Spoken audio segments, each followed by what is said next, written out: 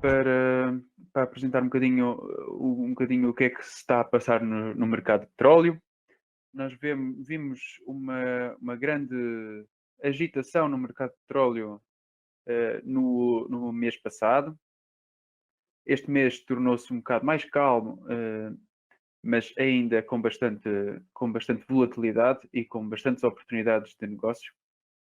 E por isso estou aqui também para responder a algumas perguntas que devem surgir neste âmbito.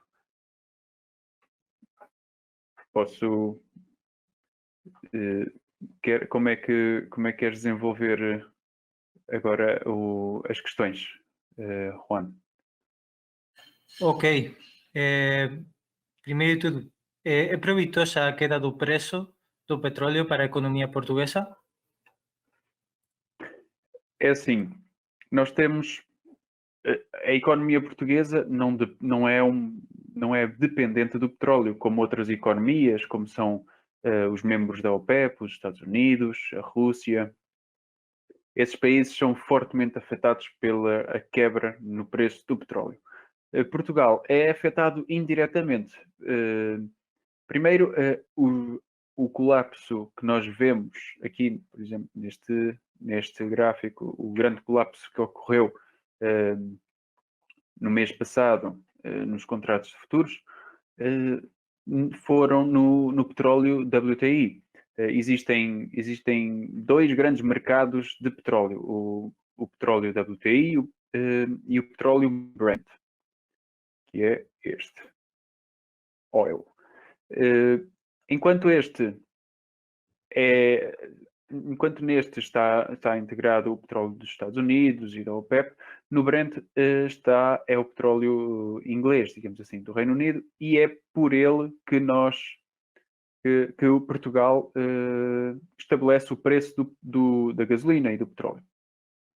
Por isso, este mercado do Brent não tem sido afetado tão fortemente como o WTI e por isso também não afetou tanto a nossa economia devido a esta volatilidade no preço, não afetou tanto a nossa economia. Mas vai sempre afetar indiretamente, uma vez que nós temos uma grande empresa cotada em bolsa e faz parte do nosso índice português, o PSI 20. A empresa que eu estou a falar é a Galp e com a quebra no preço do petróleo, esta empresa sofreu bastante, uma vez que é o seu principal ativo. De facto, recentemente, a Galp fechou duas refinarias, uma em Matosinhos e outra em Sines, uma vez que não estavam a ser rentáveis e preferiu por momentos, pelo menos até os preços voltarem a estabilizar, preferiu fechar essas refinarias e não dispensando os seus trabalhadores, mas suspender a atividade.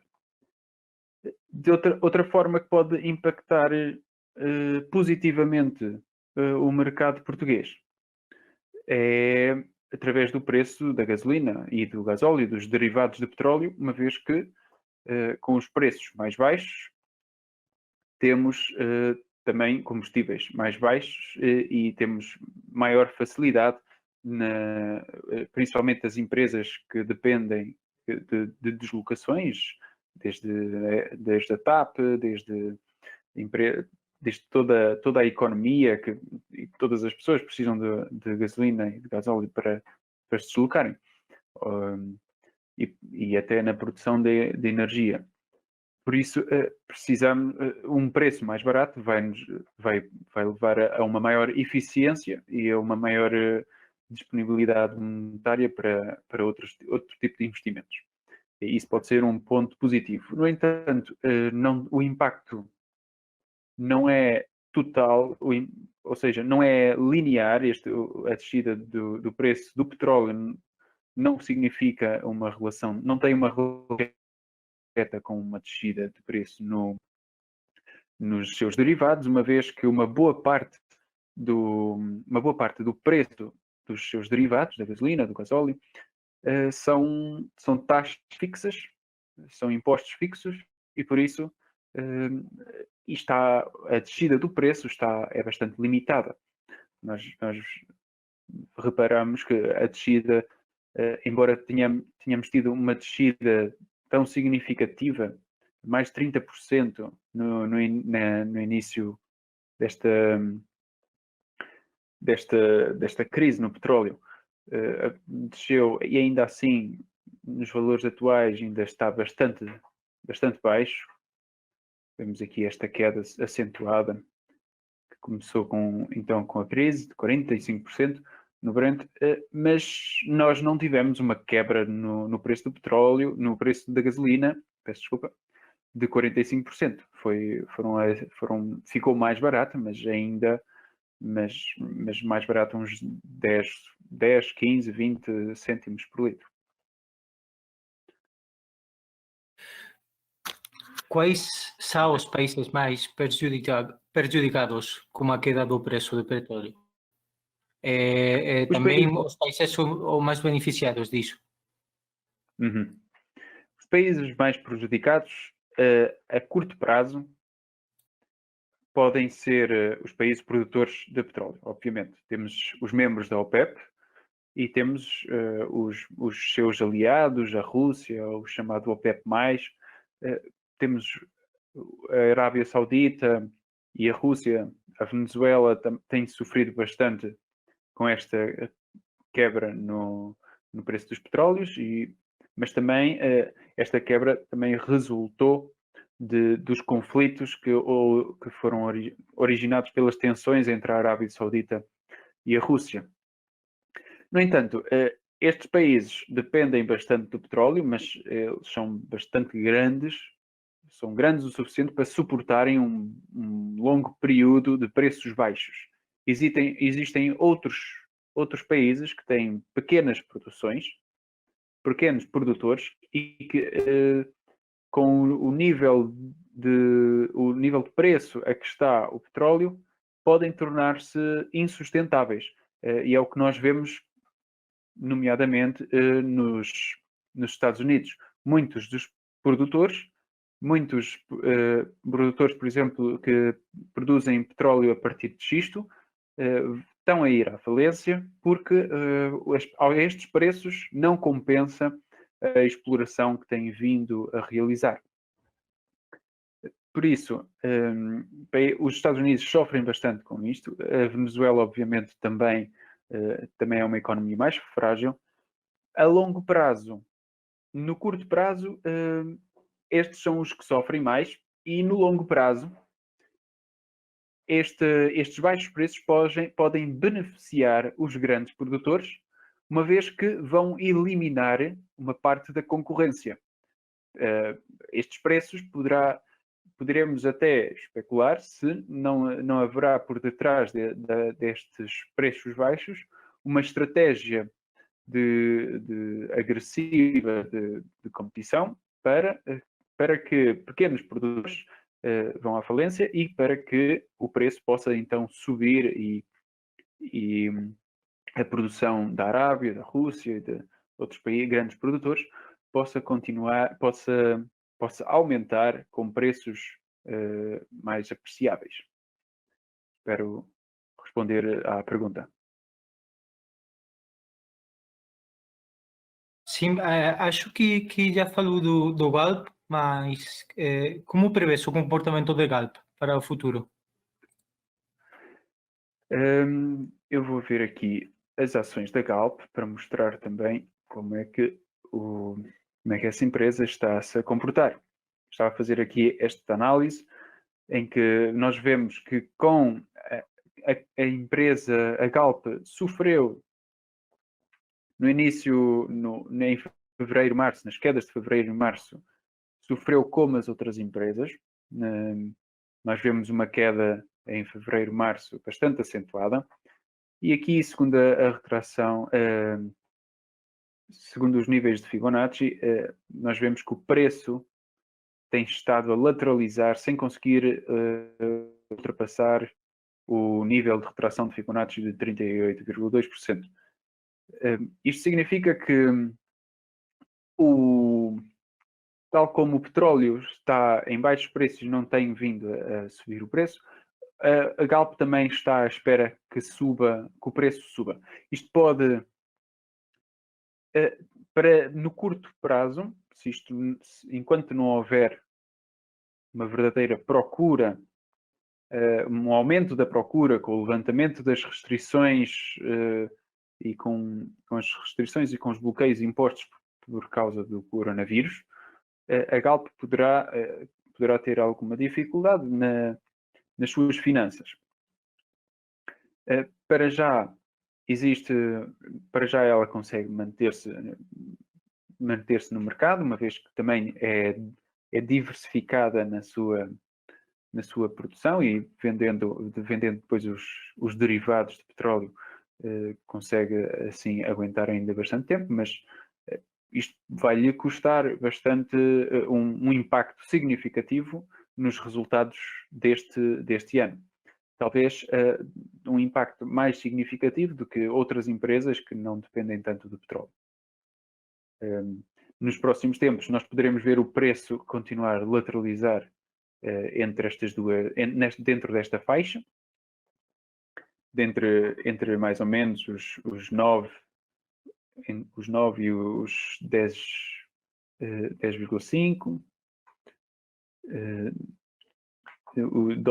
euros por ação, mas não é expectável que haja uma recuperação enquanto não houver também uma recuperação no mercado de petróleo. É isso. Ok, imagina, eu quero investir em petróleo. Com que produtos financeiros posso fazer isso? É assim, existe, como estava a dizer, existem dois grandes mercados de petróleo, o Brent e o WTI. O WTI é o West Texas Intermediate, que é um dos instrumentos possíveis para investir no petróleo, diretamente no petróleo, bem como o Brent. Mas há outras formas de investir no petróleo de forma indireta e ou então outros mercados, há várias empresas em que nós podemos investir indiretamente no petróleo, como a Galp, que estávamos a referir. Não estamos a investir diretamente no petróleo, mas em empresas cuja cotação em bolsa está bastante fortemente relacionada com o preço do petróleo, e podemos nomear outras empresas, outras refinarias, como a Cepsa, a Repsol, a UPP, a Petrobras, e poderão ser oportunidades para ganhar tanto com a queda como a subida do preço das suas ações, através de posições short ou posições longas. Outra forma de investir no petróleo, mas isso são ativos que a XTB já não tem, vez que não são tão interessantes, mas também se pode pensar em investir nos derivados de petróleo, como a gasolina e o gasóleo. Para pessoas que estejam a iniciar-se neste mercado, acho que é mais fácil acompanhar o preço do petróleo, o preço do petróleo bruto mesmo, o WTI e o Brent, uma vez que eles reagem mais rapidamente às notícias em concreto que vão surgindo no mercado, a nível macroeconómico e a nível de tensões socioeconómicas, a nível de tensões nomeadamente entre os Estados Unidos e a Arábia Saudita, ou às vezes a Rússia. A sua cotação tem uma relação, conseguimos antever melhor e explicar melhor o comportamento deste ativo, uma vez que ele facilmente uma vez que ele responde bem às informações que vamos obtendo do mercado. E por isso acho que seriam os mais adequados para investir neste mercado.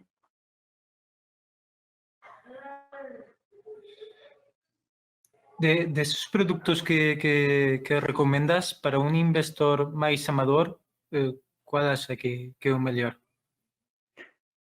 Como estava a dizer, acho que o WTI e o Brent são mais fáceis de compreender, são mais fáceis de assimilar como é que é o seu comportamento, uma vez que eles têm um comportamento mais direto, mais fácil de relacionar com as notícias de mercado e com as notícias macroeconómicas e com a política, com as medidas que a OPEP vai implementando, os cortes que possa implementar. As reações são mais fáceis de prever, mais claras, e por isso pode ser mais fácil de compreender este mercado.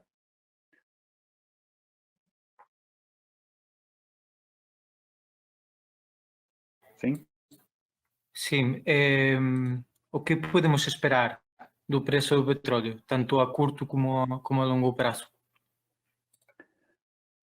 Essa é uma pergunta mais complicada, uma vez que nós temos que esperar, porque o preço do petróleo está muito correlacionado com outros fatores, nomeadamente o comportamento de expansão da pandemia de coronavírus e com as restrições que vão sendo estabelecidas ou levantadas pelos diferentes países. Por isso, o preço do petróleo tem vindo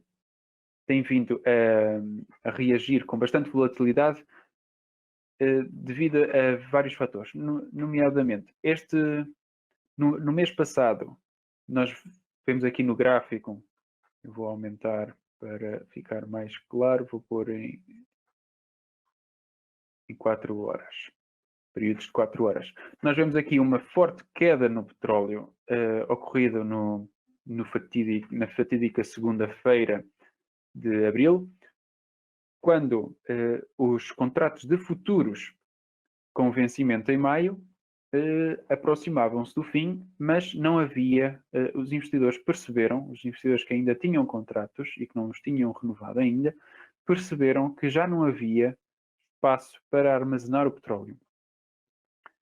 E por causa desse... E muitos investidores simplesmente não querem adquirir o petróleo, só querem negociar e especular sobre o preço. Por isso, perto do prazo de vencimento destes contratos futuros, de maio, muitos investidores queriam se ver livres desses contratos, mas já não conseguiam, uma vez que ninguém queria aqueles contratos, porque não queria ficar com o petróleo na mão e não queriam ficar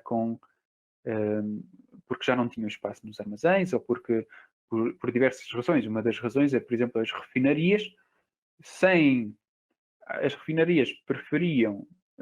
queriam desfazer-se do petróleo e chegaram a estar dispostas a pagar para que levassem o petróleo dos seus armazéns para que não tivessem que parar a produção.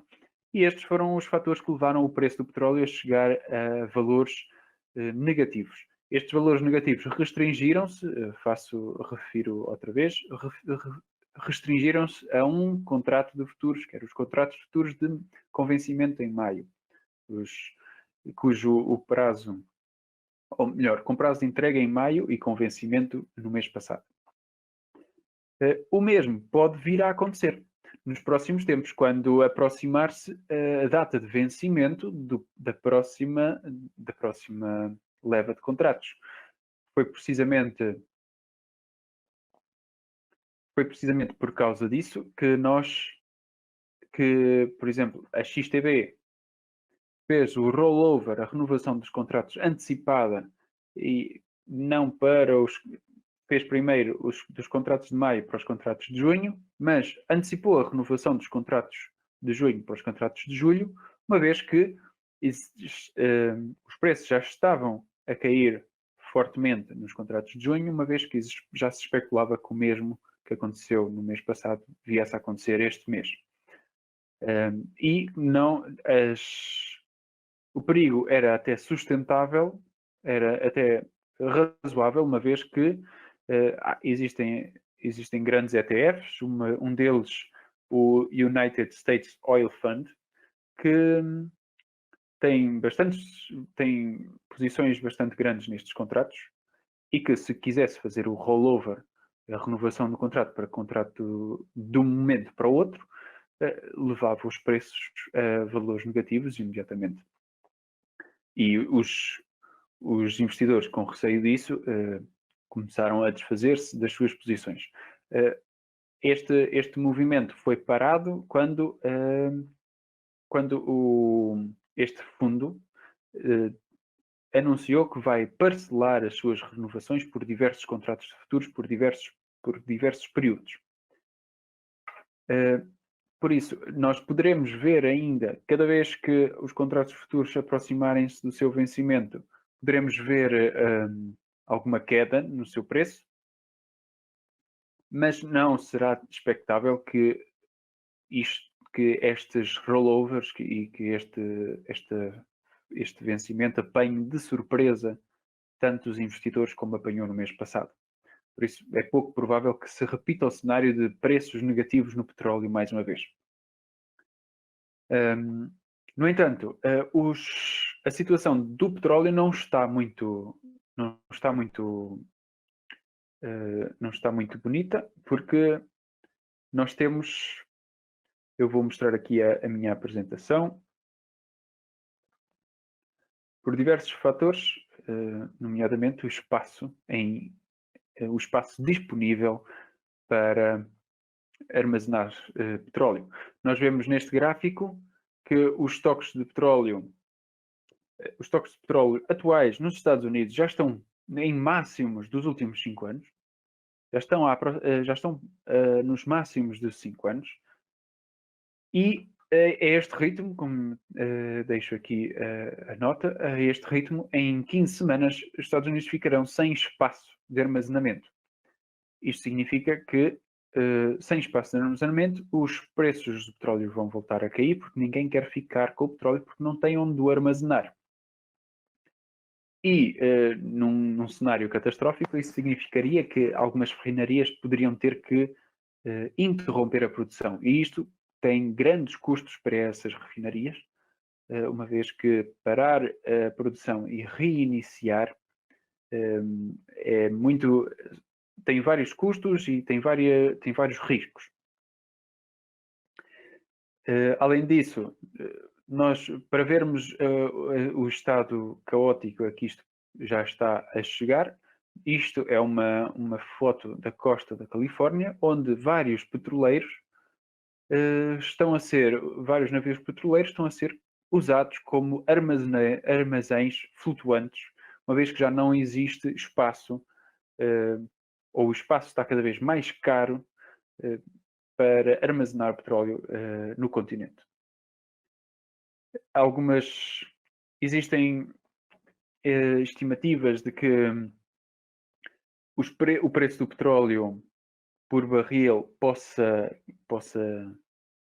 cair ainda mais, caso não os cortes que a OPEP acordou com os países membros e com os países aliados não sejam cumpridos.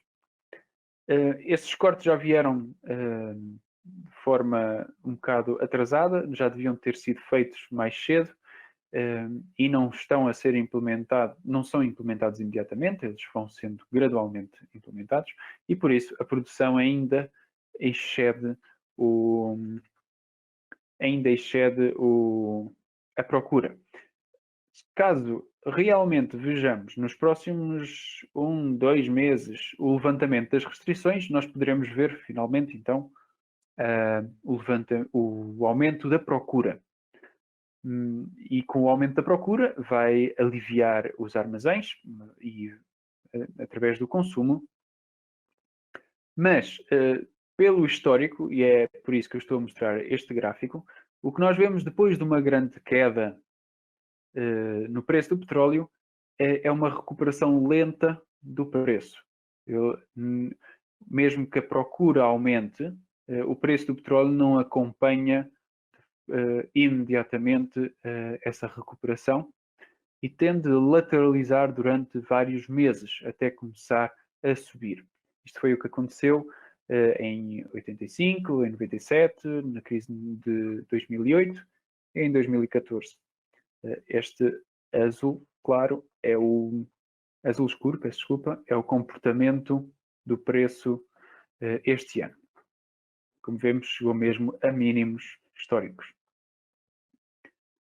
Por isso, não é de espantar que o preço mantenha-se bastante baixo, dada as previsões de procura. Acredita-se que é provável que o preço do WTI possa ficar entre os 28 e os 30 dólares.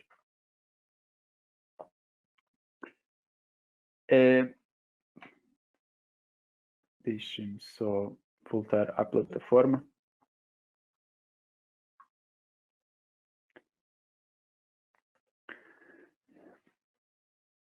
Por isso, podendo subir ainda um bocado até um bocado acima ou perto da resistência de curto prazo, aqui deste canal de lateralização.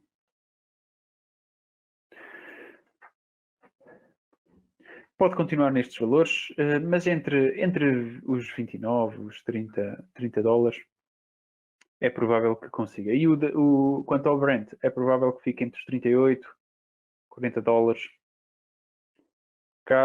seguindo a previsão de que realmente os cortes de produção continuarão e de que as restrições possam ser gradualmente levantadas.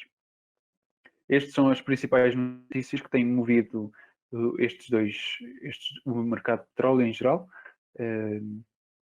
uma vez que os especuladores estão sempre atentos a e qualquer trader está sempre atento a estes movimentos e a estes anúncios dos governos para reagirem o mais rápido possível e especularem sobre a volatilidade dos mercados.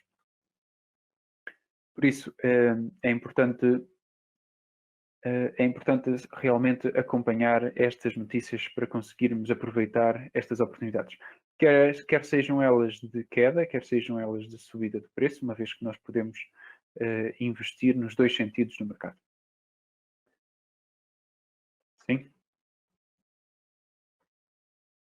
Ok, acho que a pergunta já foi resolvida, mas se queres adicionar algo mais, quando acha que o mercado irá estabilizar?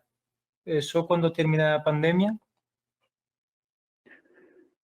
O mercado vai depender um bocado da política que os países seguirem, porque, por um lado, o que nós temos visto é uma grande quantidade de restrições impostas por diversos governos, mas estas restrições só são sustentáveis por um curto período de tempo, porque se estas restrições prolongarem-se por muito tempo, as economias vão ao fundo, as empresas vão à falência.